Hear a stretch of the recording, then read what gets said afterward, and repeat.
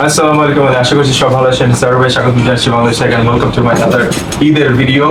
এক বছর পর, এতদিন পরে রোজা রেখে এক বছর পর আবারও ঈদ আসলো। আমার সামনে আছে আমার ছোট ভাই, এক পাশে আছে আমার বউ। আমরা এখন যাচ্ছি, মানে বেসিক্যালি একটু পরে যাবো নামাজে। রেডি হয়ে বসে আছি। আসলে না, নামাজ পড়ে আসছি। আসলে হ্যাঁ, নামাজে যাবো।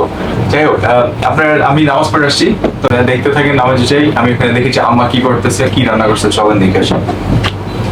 मुबारक ईद मुबारक ईद मुबारक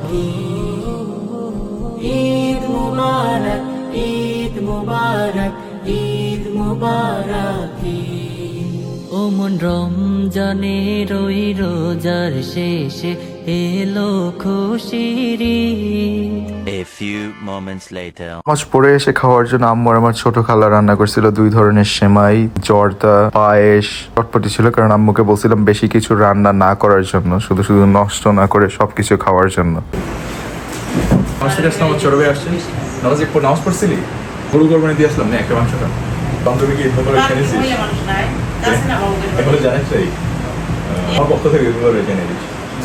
আমার অনেকক্ষণ ধরে বুঝাইতেছে আমাকে, বলছে ছাদে যাওয়ার জন্য অনেকে ছবি তুলবে, বলছে আমার বান্ধবী বারবার ছবি চাইতেছে। তারপর আমি ভাবলাম একটু বাইরে থেকে ঘুরে আসি, এর জন্য আমি আমার বউ আর ভাই বোনদেরকে নিয়ে গেছিলাম মিরপুরের একটা রুফটপ রেস্তোরাঁয়, সেখানে কফি খাওয়ার জন্য। আমি এখানে নিয়েছিলাম কোল্ড কফি, সবাই সিমিলার টাইপের আইটেমই নিয়েছিল।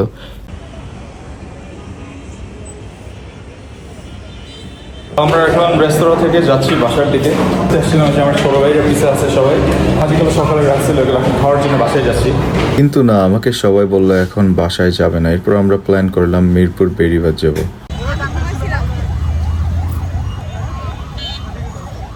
তোর সোনা দানা বালা খানা সব রাহে লীলা তোর সোনা দানা বালা খানা সব রাহে লীলা দে জাকাত মুর্দা মুসলিমেরাজ ভাঙাইতে নি।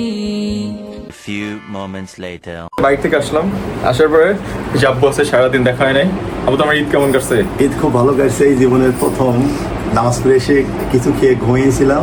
আর এই মাত্র কটা বাজে? এখন বাজে প্রায় 8টা, রাত 8টা। 15টা উঠে পড়ছি। আব্বুর ঈদ সব থেকে ভালো কাটছে। আমার ভালো ঈদ, আমার খুব খুশি ঈদ গেছে, মানে ঘুমের ঈদ। ঈদ সালামি দেওয়ার জন্য ঘুরতেছি, কিন্তু টাকা কইকে যেন জানালে যে অর্ধেক পড়ে গেছে। বাকি অর্ধেক যে আছে, প্রথম মনে অন্নবের পিছে এত ঘুরতেছি কারণ এই যে আব্বুর হাতে সব সালামি দিয়ে দিছে। এই যে অর্ণব আমাদেরকে সালামি দিবে, এই যে সালামি হস্তান্তর হচ্ছে আমাকে দাও, আমি দিয়ে দিই সব। কনিষ্ঠ লোক আল্লাহ আল্লাহ গৌরব। আব্বুর নাম বলতে পারতেছে না, ওটা আমাকে দিয়ে দাও। না না না, গৌরব ভাই ধন্যবাদ। বেশ ছোট, সব ছোট। আমাদের বড় ভাই যে মাস্টার্সে ভর্তি হয়েছে। না অন্য কেবল এসএসসি পাস। এই যে তারপরে আমাদের পিঠু আম্মু, নেক্সট অর্ডার। তারপর আমাদের নীরব। তুই দে আমারে, তুই দি আঙ্কেলের মতো হ। তারপর হচ্ছে আমাদের আখি আম্মু। আমাকে দাও, আমি গুইনা দেই। হ্যাঁ তোমরা ইয়া তো। তারপর হচ্ছে আমার অরণ্য। একটা কে নিবে? আমার খালা আমাকে ঈদ সালামি দিছে, ওটা আমাকে দিলে হবে না। তারপর আমাদের রোমা। আমার ভাইয়াকে আল্লাহ তাআলা দুই জগতে শান্তি দান করুক। এই দিক ধরে আমাদের কোনো ভাই, কোনো ভাই হাই কমান্ডার থ্যাংকু জাযাকাল্লাহ। হয়ে গেল। ইনশাল্লাহ আগামী ঈদে আমরা চেষ্টা করবো একটু বেশি বেশি দেওয়ার জন্য। আপনি সালামি পাবেন আর দিবেন না, এটা কি হয়? এরপর আমি শুধু আমার বউকে সালামি দিছিলাম। নো আরেকটা দাও, সেটটা আমাকে দিবা না?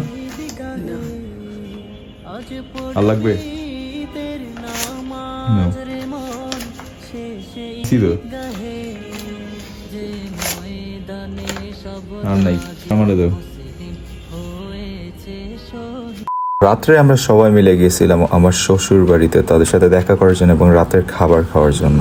ও মন রমজানের ওই রোজার শেষে এলো খুশির তুই আপনাকে আজ বিলিয়ে দে শোন আসমানি তা